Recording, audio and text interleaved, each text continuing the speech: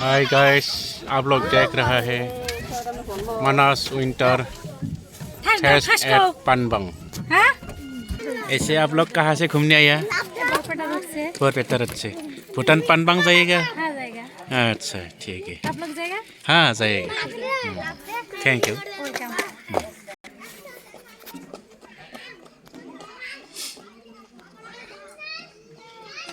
हम बोडोलैंड इंडिया से फॉरेन में जा रहा हूँ। ये फॉरेन का नाम है भूटान काउंट्री। भूटान काउंट्री में हम मेन गेट में एंट्री कर रहा हूँ। थोड़ी देर के बाद हम भूटान पानबंग पहुँचेगा। ये भूटान गेट हमारा बोडोलैंड और इंडिया का मेन गेट है। ये इधर से जाके हम भूटान पानबंग मिलेगा।